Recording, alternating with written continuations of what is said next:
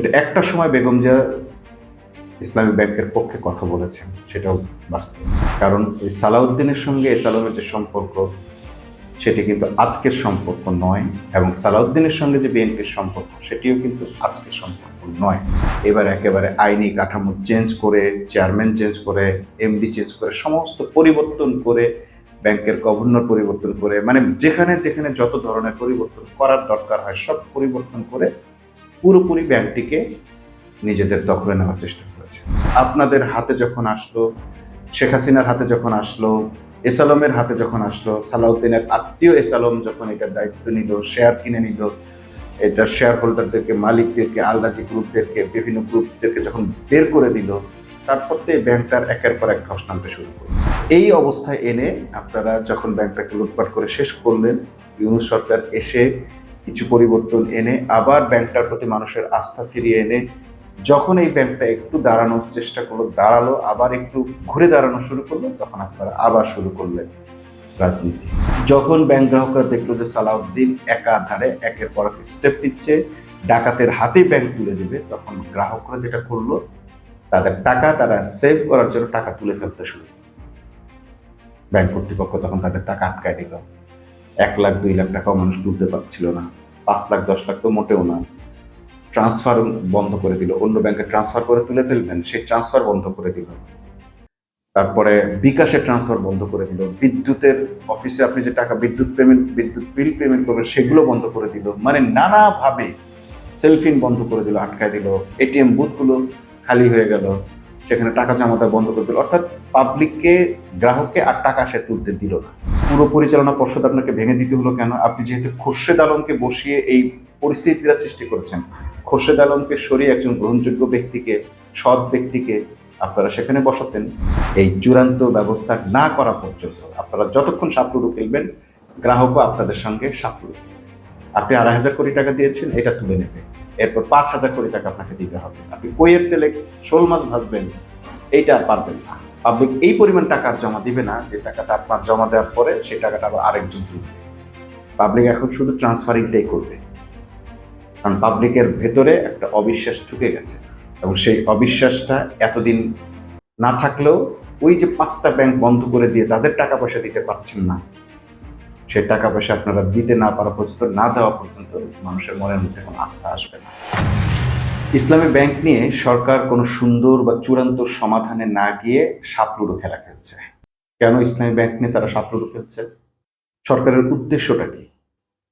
এই ইসলামী ব্যাংক যখন 17 সালে ইসলাম গ্রুপ ঢুকে নানাভাবে সরকার এবং সরকারের শেখ হাসিনার বোন আরো যারা যারা এটার সাথে জড়িত হওয়ার মিলেমিশে পুরো ব্যাংকটাকে লুটপাট করে খেলো, তখন আমরা বিএনপির কাছ থেকে কোনো আওয়াজ শুনতে পাইনি। হ্যাঁ, বেগম জিয়া বা তারেক রহমান বা বিএনপির কেউ কেউ এটা চাইতেন কি চাইতেন না, সে ধরনেরও কোনো আভাস আমরা তখন পাইনি। কিন্তু একটা সময় বেগম জিয়া ইসলামী ব্যাংকের পক্ষে কথা বলেছেন, সেটাও বাস্তব। কিন্তু পরবর্তীতে আমরা বিএনপির অবস্থান একেবারে চুক্তি দেখতে পেরেছি। এর মানে হচ্ছে, যখন ইসলামী ব্যাংক লুটপাট করা হয় এসালামের মাধ্যমে, তখনও বিএনপি জানতো যে ইসলামী ব্যাংকের অর্থ, এর ভাগ একদিন তাদের ভাগেও আসবে। কারণ এই সালাউদ্দিনের সঙ্গে এসালামের যে সম্পর্ক, সেটি কিন্তু আজকের সম্পর্ক নয়, এবং সালাউদ্দিনের সঙ্গে যে বিএনপির সম্পর্ক, সেটিও কিন্তু আজকের সম্পর্ক নয়। তার মানে ইসলামী ব্যাংক সরকার লুটপাট করলেও তখন প্রচ্ছন্নভাবে সহযোগিতা করেছে বা সমর্থন জুগিয়েছে বিএনপি। এখন যখন বিএনপি সরকার আসলো, তখন এসে প্রথমেই তারা, সরকার আসার আগেও তারা এই ব্যাংকটি দখল করার চেষ্টা করেছে, নয়নকে দিয়ে গোলাগুলি করিয়েছে, অস্ত্রের শক্তিতে তারা এটাকে দখল করার চেষ্টা করেছে। এটা পুরো সন্ত্রাসী কায়দায়, ইন্ডিয়ান ফিল্মি কায়দায় তারা এই ব্যাংকটাকে দখল করার চেষ্টা করেছে। সেটিতে ব্যর্থ হয়ে এইবার যখন তারা সরকার গঠন করলো, এসে এবার একেবারে আইনি কাঠামো চেঞ্জ করে, চেয়ারম্যান চেঞ্জ করে, এমডি চেঞ্জ করে, সমস্ত পরিবর্তন করে, ব্যাংকের গভর্নর পরিবর্তন করে, মানে যেখানে যেখানে যত ধরনের পরিবর্তন করার দরকার হয় সব পরিবর্তন করে পুরোপুরি ব্যাংকটিকে নিজেদের দখলে নেওয়ার চেষ্টা করেছে। এবং তারা মানুষকে বোঝালো এই ব্যাংকটি জামাত ইসলামের দখলে ছিল এতদিন। তো জামাত ইসলামের দখলে থাকা ব্যাংকটি যদি এতদিন বাণিজ্যের শীর্ষে থাকতে পারে, ব্যাংকের মধ্যে শীর্ষে থাকতে পারে, এশিয়ার মধ্যে শীর্ষে থাকতে পারে, শীর্ষ ব্যাংকের মধ্যে একটি হতে পারে, তাহলে জামাত ইসলামী থাকাটাই তো বেটার ছিল। আপনাদের হাতে যখন আসলো, শেখ হাসিনার হাতে যখন আসলো, এসালমের হাতে যখন আসলো, সালাউদ্দিনের আত্মীয় এসালম যখন এটার দায়িত্ব নিল, শেয়ার কিনে নিল, এটার শেয়ার হোল্ডারদেরকে, মালিকদেরকে, আলরাজি গ্রুপদেরকে, বিভিন্ন গ্রুপদেরকে যখন বের করে দিল, তারপর তো এই ব্যাংকটার একের পর এক ধস নামতে শুরু করলো। যেখানে 2% ছিল না মন্দ ঋণ, সেখানে 40%-এর উপরে চলে গেল মন্দ ঋণের পরিমাণ ইসলামী ব্যাংকের।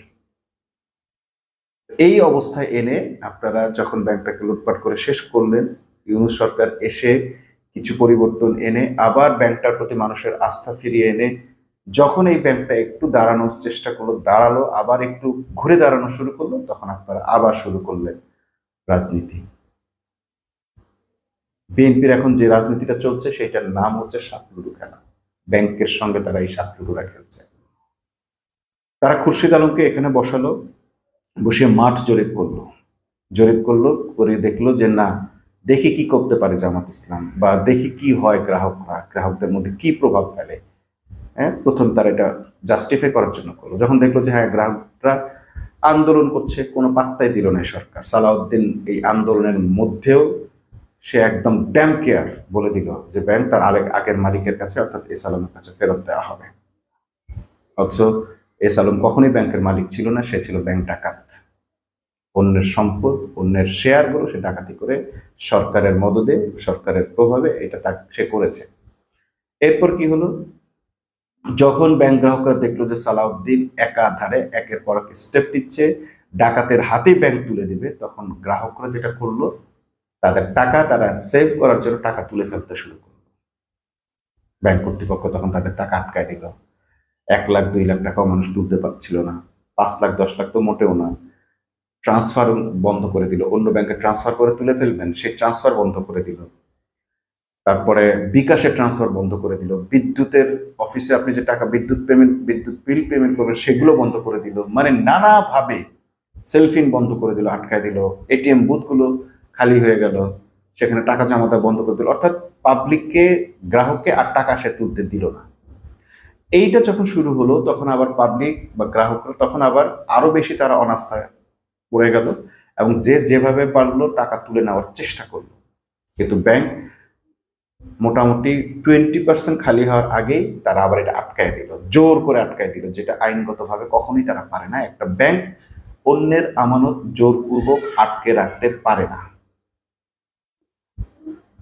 এরপর তারা কি করলো, একটা নাটক করলো, 2,500 কোটি টাকা ব্যাংকে দিয়ে, এরপরে কিছু লোক দিয়ে প্রচার করলো যে ব্যাংকের প্রতি আস্থা ফিরে এসেছে, মানুষ এখানে টাকা জমা রাখতে শুরু করলো। আর কি করলো, একজন প্রশাসক দিয়ে পরিচালনা পর্ষদ ভেঙে দিল, খুরশিদ আলমকে সরিয়ে দিল।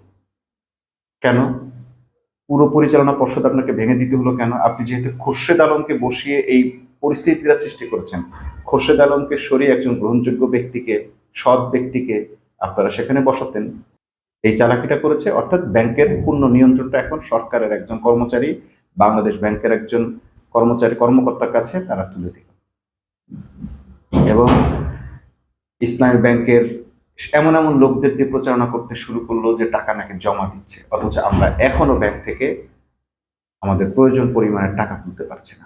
গ্রাহকরা কিন্তু টাকা এখনো তুলতে পারছেন না। কিছু কিছু টাকা, অর্থাৎ 5,000-এর জায়গায় আপনি এখন 10,000 তুলতে পারতেছেন। এবং মানুষ দেখলাম এটাকে বলছে বাজার খরচ দিচ্ছে, প্রতিদিনের বাজার খরচ। এইভাবে কি মানুষের চলে? হাসপাতাল বিল আছে, কারো মেয়ের বিয়ে আছে, কারো কেনাকাটা আছে, রড সিমেন্ট কেনা আছে, ইট কেনা আছে, ফার্নিচার কেনা আছে, কিছুই তারা করতে পারছে না। আমার আশপাশে বহু লোকজন, কারো 30 লাখ 25 লাখ, যে চেকে যাচ্ছে সব ফিরে আসতেছে, এখনো পর্যন্ত সেই অবস্থা। আবার আপনারা এই ব্যাংকের লোকেরা প্রচার করে বেড়াচ্ছে টাকা জমা দিচ্ছে। এই যে জমা দিচ্ছে, এত কিছুর পরও মাত্র 1,000 সামথিং হাজার কোটি টাকা নাকি জমা পড়েছে। এই জমাটা, শুধু জমাটা দেখাচ্ছে। একটা ব্যাংকের ট্রানজেকশন হয় যে আমি এই শাখায় জমা দিলাম, আরেক শাখা থেকে তুলবো, এই কারণে মানুষ অল্প অল্প টাকা জমা দিয়ে সেই টাকাটা আবার তুলছে। অর্থাৎ ব্যাংকের পরিস্থিতি কি সেটা পরীক্ষা করছে। আর মানুষ যারা এতদিন ইসলামী ব্যাংকের সঙ্গে লেনদেন করেছে, টাকা জমা দিয়েছে এবং আরেক জায়গা থেকে তুলেছে বা লেনদেনটা করেছে, যে আমি আপনাকে 20,000 টাকা পাঠাইলাম, 50,000 টাকা পাঠাইলাম, এইভাবে পাঠাইলাম, ব্যাংকের মাধ্যমে যে লেনদেনটা করেছে রিস্ক থাকার কারণে, তো সেটা চলতেছে। কিন্তু যেই টাকাটা প্রতিদিন জমা হওয়ার কথা এবং তোলার কথা, এই জন্য প্রায় 7,000 থেকে 10,000 কোটি টাকা একটা ব্যাংকে বা ইসলামী ব্যাংকের থাকে, সেই টাকাটা কিন্তু ইসলামী ব্যাংকের এখন তাদের ফান্ডে নাই, এবং তারা কিন্তু এটা দিতে পারছে না। বাংলাদেশ ব্যাংক থেকে 2,500 কোটি টাকা, 500 কোটি টাকা লেনদেন মানে ট্রান্সফারের জন্য, আর 2,000 কোটি টাকা লিকুইড মানি হিসেবে তোলার একটা সক্ষমতা তাদেরকে দেওয়া হয়েছে। এখনো টাকা তোলার মানে প্রবণতা রয়ে গেছে, কারণ ব্যাংকের আসলে পরিচালনা পর্ষদ ভেঙে দিয়ে সরকার এখনো পর্যন্ত গ্রহণযোগ্য কোনো ব্যক্তিকে সেখানে বসাইতে পারে নাই। কিন্তু সরকার যেটুকু করেছে এটা হচ্ছে সেই সাপলুডো খেলার একটা ছোট্ট মই পার করে দিয়েছে, মানে মই দিয়ে মানুষকে একটু আস্থার জায়গা তৈরি করেছে যে হ্যাঁ, আমরা আপনাদের দাবি মানলাম, খুরশিদ আলমকে সরালাম, পরিচালনা পর্ষদ ভেঙে দিয়েছে, এখানে অরাজনৈতিক গ্রহণযোগ্য ব্যক্তি দেওয়া হবে, আপনারা আবার লেনদেন শুরু করেন। কিন্তু আপনারা যখন আবার লেনদেন শুরু করব, তখন আবার একটা সাপ এসে কাটবে, আবার একটা ব্যক্তিকে, বিতর্কিত ব্যক্তিকে এখানে বসাবে, বা আবার একটা এই ব্যাংকের ব্যাপারে বিতর্কিত সিদ্ধান্ত সরকার নেবে, নিয়ে আবার একটা টেস্ট কেস, অর্থাৎ আবার জনগণ এই ধোকাটা খেয়ে যখন আবার ব্যাংক থেকে টাকা তুলতে শুরু করবে, আবার একটু সে মই দিবে, একটা মই দিয়ে আপনাকে আবার একটু, না ঠিক আছে এবার আমরা আবার সিদ্ধান্ত চেঞ্জ করছি, আরো কিছু টাকা দিচ্ছি, আপনারা টাকাটা তোলেন। এইভাবে করে সাপ লুডু খেলার একটা পর্যায়ে তাদের টার্গেট হচ্ছে একটা বড় সাপ গিলে খাবে এবং জনগণকে শেষ করে ফেলবে। ব্যাংককে যেভাবে তারা চালাচ্ছে আমরা দেখলাম সেই দিকে যাচ্ছে ব্যাংক। কারণ একজন ওমর ফারুক কিংবা একজন গ্রহণযোগ্য ব্যক্তি বা খুরশিদ আলমের বিপরীতে কোনো ভালো ব্যক্তি যদি এই ব্যাংক পরিচালনার দায়িত্বে থাকতো, এই সরকারের কিন্তু কোনো অসুবিধা হচ্ছিল না। অসুবিধা হচ্ছিল এস আলমের এবং এস আলমের আত্মীয় স্বরাষ্ট্রমন্ত্রী সালাউদ্দিন আহমেদের। তারা অতি দ্রুত এই ব্যাংকটাকে গিলে খেতে চায়, এস আলমের হাতে ব্যাংক ফেরত দিতে চায় এবং এস আলমের মাধ্যমে এই টাকাগুলো সরিয়ে ফেলতে চায় বলেই আমাদের বিশ্বাস। কেন তারা এত অতি দ্রুত করছে সেটা আমরা জানি না। হয়তো যাদের মাধ্যমে তারা ক্ষমতায় এসেছে তাদেরকে একটা বড় ধরনের পেমেন্ট দিতে হবে, কিংবা যারা তাদেরকে ক্ষমতা আটকে রাখে, ক্ষমতায় টিকিয়ে রাখে, এরকম কোনো শক্তিকে কোনো লেনদেন করতে হবে, শক্তির সঙ্গে তাদের লেনদেন করতে হবে। হয়তো ডিপ স্টেটের সঙ্গে তাদের কোনো লেনদেন আছে, যে কারণে ইসলামী ব্যাংকের টাকা লোপাট করে তারা সেই ক্ষয়ক্ষতিটা পূরণ করতে চায় বা সেই অ্যামাউন্টটা দিতে চায়। তা না হলে এই ব্যাংকটাকে যদি সঠিকভাবে রান করতে দেওয়া হয়, এটা কিন্তু সরকারেরই লাভ। সরকার, দ্যাট মিনস বাংলাদেশের সরকারের, দলের লাভ না, বিএনপিরও লাভ না, জামাত ইসলামেরও লাভ না। লাভ হচ্ছে জনগণের এবং সরকারের, কিন্তু সরকার সেই পথে কোনোভাবেই হাঁটছে না। ডে ওয়ান যদি খুরশিদ আলমকে সরিয়ে সরকার সেখানে অন্য কাউকে বসাতো, তাহলে ব্যাংকের এই পরিস্থিতি দাঁড়াতো না। এদিকে ব্যাংকের চাকরিজীবীরা একটা আশঙ্কায় পড়ে গেছে। তারা চাকরি বাঁচানোর জন্য, নিজেদের রিজিক ঠিক রাখার জন্য, রুটি রুজি ঠিক রাখার জন্য মিথ্যাচার করে বেড়াচ্ছে। তারা বলতেছে হ্যাঁ ব্যাংক স্বাভাবিক লেনদেন, অনেককে দিয়ে এগুলো মিথ্যাচার করাচ্ছে। কিন্তু আমরা যারা ভুক্তভোগী, আমি কালকে বিদ্যুৎ বিল দিতে গিয়ে দেখি যে আমার সেলফি থেকে বিদ্যুৎ বিলের টাকাটা খুব সামান্য কিছু টাকা রেখে দেওয়া হয়, 2-3-4 হাজার টাকা, যাতে বিদ্যুৎ বিলটা টাইমলি দেওয়া যায়, সে টাকাটা ট্রান্সফার করা যাচ্ছে না। বিকাশের থেকে পেমেন্ট করব, বিকাশে ট্রান্সফার করতে পারছি না। ভাবেন যে মানুষকে কি পরিমাণ মানে অসহায় করে ফেলছে ইসলামী ব্যাংক। এই সরকার ইসলামী ব্যাংকের মাধ্যমে মানুষকে এইভাবে আটকে দিছে। এরপর আবার দুপুরের পর বিকেলের দিকে দেখলাম যে আবার একটু টাকা ট্রান্সফার করা যাচ্ছে, ব্যাংক বিল দেওয়া যাচ্ছে, কিন্তু আবার বিকাশে পাঠানো যাচ্ছে না।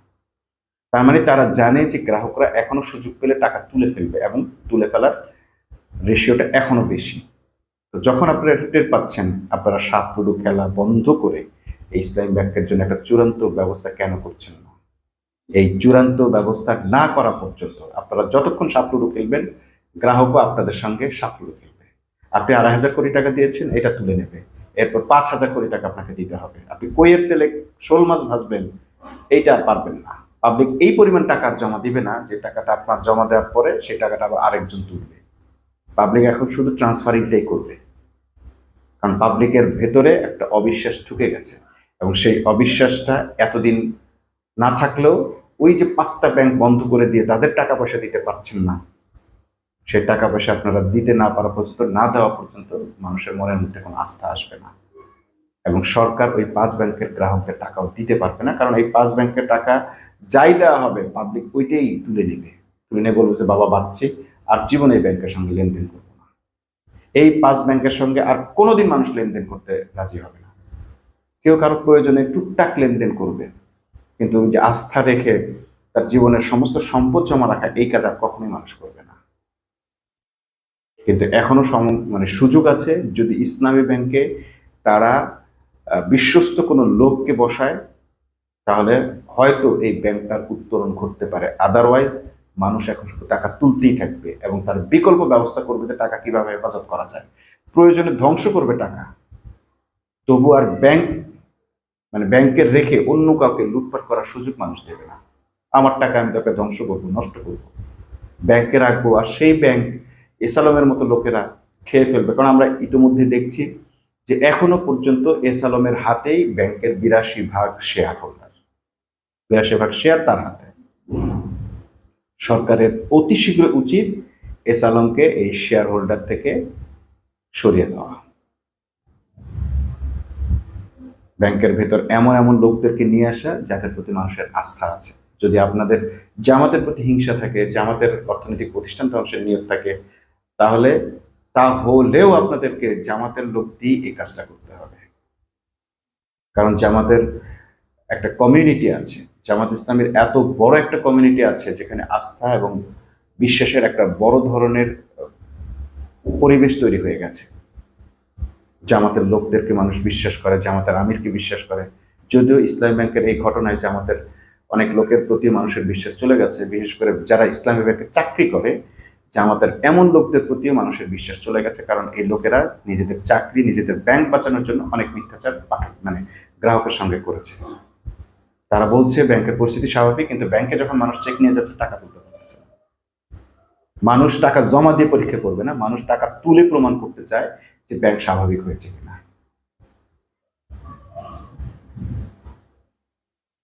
অতএব এই সরকারকে খুব শীঘ্রই সেই সিদ্ধান্তে যেতে হবে, আর না হয় এইবারই গ্রাহকরা বুঝিয়ে দিয়েছে তাদের আসলে করতে হবে কি। আগের 5টা ব্যাংক আপনারা লুটপাট করেছেন, আগের ইসলামী ব্যাংক আপনারা লুটপাট করেছেন, পাবলিককে এটা বুঝতে দেওয়া হয় নাই, পাবলিক বুঝতেও পারেনি। কিন্তু এখন গ্রাহকরা সচেতন হয়ে গেছে, তারা যেহেতু দেখছে যে 5টা ব্যাংকের গ্রাহকরা গলা ধাক্কা খাইছে, 30 কোটি, 40 কোটি, 200 কোটি টাকা আছে এমন লোককে পর্যন্ত ব্যাংক থেকে গলা ধাক্কা দিয়ে বের করে দেওয়া হয়েছে। বাপের চিকিৎসা করতে পারে নাই, মায়ের চিকিৎসা করতে পারে নাই, সন্তানের লেখাপড়ার স্কুলের ফি দিতে পারে নাই, বোনের বিয়ে দিতে পারে নাই, মেয়ের বিয়ে দিতে পারে নাই, তার জীবন চলে গেছে একটা বড় বাড়ি থেকে ফুটপাতের জীবন এসে চলে আসছে, নেমে আসছে শুধু এক ব্যাংকের কারণে। এই ঝুঁকি কি মানুষ আর নেবে না? অতএব যত দ্রুত সরকার তার নিয়ন্ত্রণের বাইরে রাখবে, তার শকুনের দৃষ্টি থেকে এই ব্যাংকে বাইরে রাখবে, এই ব্যাংকটা আবার উঠে দাঁড়াতে পারে। আর তা নাহলে ইসলামী ব্যাংকের কর্মচারীরা, চাকরেরা, কৃতদাসেরা যত চিৎকার চেঁচামেচি করুক, এই ব্যাংকে আর বাঁচাতে পারবে না। এই ব্যাংকে বাঁচাইতে হলে আবার সে পরিবেশ আসতে হবে, সে বিশ্বস্ত লোক এখানে আসতে হবে, এবং এই বিশ্বস্ত লোক যে বিশ্বস্ত লোক সেটাও আবার ওই যাদের প্রতি মানুষের আস্থা আছে, যে দলের প্রতি মানুষের আস্থা আছে, তাদের দেশ সার্টিফাই করতে হবে। মানুষ এখন ওই একটা দলের প্রতি বিশ্বাস রাখে, আস্থা রাখে। অতএব আপনারা যদি মনে করেন এই দলের প্রতি প্রতিশোধ নেবেন, এটা আপনাদের পক্ষে সম্ভব না। জামাত ইসলামের উপর যারাই চেষ্টা করেছে, যারাই কোনো ধরনের অত্যাচার, নিপীড়ন বা ভ্যানিশ করার চেষ্টা করেছে, তারা নিজেরাই ভ্যানিশ হয়ে গেছে। কারণ তাদের ভিতরে একটা শক্তি আছে, যে শক্তির নাম হচ্ছে ঐক্যের শক্তি। নিজেদের মধ্যে একটা বন্ধনের, ভ্রাতৃত্ব বন্ধন আছে, যেই ভ্রাতৃত্ব বন্ধন দিয়ে জুলাই আন্দোলন হয়েছে। জুলাই আন্দোলন জয়ী হওয়ার একমাত্র কারণ ভ্রাতৃত্ব বন্ধন, অপরকে ভাই মনে করা। এই ভ্রাতৃত্ব বন্ধনটা কিন্তু জামাত শিবিরের মধ্যে আছে, ঐক্যের শক্তি এবং এই চারিত্রিক শক্তি, এবং তাদের এই যে বিশ্বস্ততা, তাদের কোনো ঋণ খেলাপি নেই, তারা কখনো অন্যের টাকা মাইরা খায় না। এই যে জনসমাজের মধ্যে এক ধরনের বিশ্বস্ত পরিবেশ তারা তৈরি করে রেখেছে, এটাই জামাত ইসলামের সবচেয়ে বড় সম্পদ। আপনারা ভাবছেন জামাত ইসলামের সম্পদ ব্যাংক, বিমা প্রতিষ্ঠান কিংবা ওই হাসপাতাল বা ওইটা সেটা। নো, জামাত ইসলামের সবচেয়ে বড় সম্পদ হচ্ছে তাদের প্রতি মানুষের বিশ্বাস। এবং এই বিশ্বাস তারা কিভাবে টিকিয়ে রাখে, সেদিন সংসদে আপনারা আলোচনা করলেন যে আমাদের লোকদের ঋণ নেই কেন। এই ঋণ নেওয়ার আগে তাদেরকে কমিটমেন্ট করতে হয় কত তারিখে ফেরত দিবেন। যত কিছুই থাকুক ওই তারিখে টাকাটা তাদের ফেরত দিতে হয়। জামাত ইসলামী যারা করে, শিবির যারা করে, তারা ঋণ নিয়ে ঋণ সময় মতো পরিশোধ করে কি না এটা জাস্টিফাই করে তারপর তাদেরকে জামাত ইসলামীতে মানোন্নয়ন করা হয়। বাংলাদেশের কোনো দল এই ব্যাপারে জাস্টিফাই করে না। তাহলে যেই দলের প্র্যাকটিসটাই হচ্ছে কথা দিয়ে কথা রাখে কিনা এটা মানে এটা পরীক্ষা করা, তারপরে লেনদেন করার ক্ষেত্রে সে কথা ঠিক রাখে কিনা, যেদিন দেওয়ার কথা ঋণ পরিশোধ করার কথা সেদিন করে কিনা, এইরকম জাস্টিফাই করে। এমনকি যদি কার সমস্যা থাকে তাহলে তাদেরকে কর্জে হাসানা দেয়, অর্থাৎ আপনি সময় নেন, আপনার যেদিন সুবিধা সেদিন দেন, তারপরও কথার বরখেলাপ করা যাবে না, ঋণ খেলাপি হওয়া যাবে না। জামাত ইসলামী তাদের ভিতরে এই ধরনের একটা পরিবেশ তৈরি করে রেখেছে, এবং যে কারণে তারা একটা বিশ্বস্ত পরিবেশ তৈরি করেছে। এবং তারাই যদি আবার এই ব্যাংকটার ব্যাপারে পজিটিভ ভূমিকা রাখে, কথা বলে, এবং সেই কথা শুধু বক্তব্য আকারে না, সেই কথার মানে ভিন্ন চ্যানেলেও বলতে হবে। কারণ এখন লোক দেখানোর কথা হয়তো বলে দিতে পারে যে না ব্যাংকে আপনারা টাকা, নো, মানুষ এটা বিশ্বাস করবে না। তাদেরকে দেখাইতে হবে যে হ্যাঁ অমুক জায়গায় এই লোকগুলো আসছে, এরা বিশ্বস্ত, এরা ভালো, অতএব এখন আবার আস্থা রাখা যায়। তবে ইসলামী রাষ্ট্র ব্যতীত এরকম সেকুলার রাষ্ট্রের কোনো ব্যাংককে কখনোই চূড়ান্ত পর্যায়ের বিশ্বস্ত প্রতিষ্ঠান ভাবা যাবে না। এই কথা বলার পরে যদি আপনারা ব্যাংক থেকে টাকা তুলে ফেলেন, ব্যাংক ধ্বংস হয়ে যায়, যাক, কিন্তু এটাই বাস্তবতা।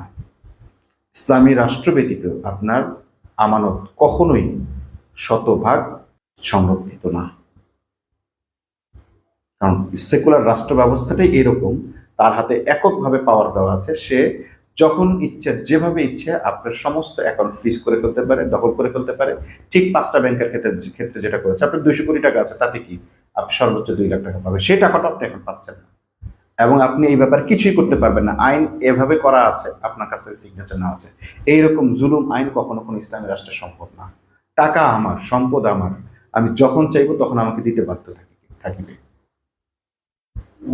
কিন্তু বাংলাদেশ ব্যাংক, ইসলামী ব্যাংক বলেন, অমুক ব্যাংক বলেন, সমস্ত ব্যাংকই ওই ধরনের একটা চুক্তিনামার মধ্য দিয়ে আপনাকে সই করিয়ে রেখেছে যে আপনার টাকা আপনি জমা রাখছেন, আপনাকে যদি নাও দিতে পারে আপনি কিচ্ছু করতে পারবেন না।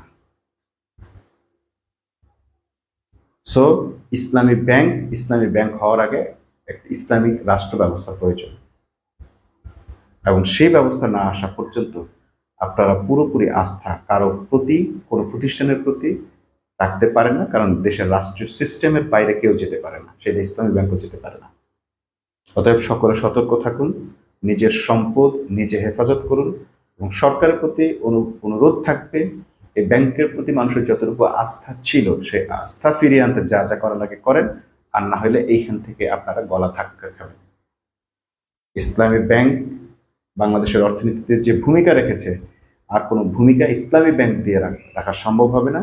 এবং পাবলিক, জনগণ, গ্রাহক নিজের ক্ষতি যদি নিজেরও হয়, তারা এই ব্যাংকের মাধ্যমে আর কোনো তাদের সম্পদ পাচার হওয়ার, লুটপাট হওয়ার সুযোগ দেবে না। মানুষ বারবার ধোকা খেতে রাজি না। আপনারা যে সাপলুডো খেলা শুরু করেছেন, একটু মই দিবেন, একটু সাপে কাটাবেন, এইটা আর পসিবল না। এইটা কিছু মানুষ এই ধাঁধায় বা দ্বন্দ্বের মধ্যে থেকে ক্ষতিগ্রস্ত হবে, কিন্তু অধিকাংশ মানুষ সে তার ক্ষতি থেকে বাঁচার জন্য যা যা করার করবে। আপনাদের সাপলুডো খেলাকে নিন্দা জানিয়ে আজকের মতো এখানে শেষ করছি। আল্লাহ হাফেজ।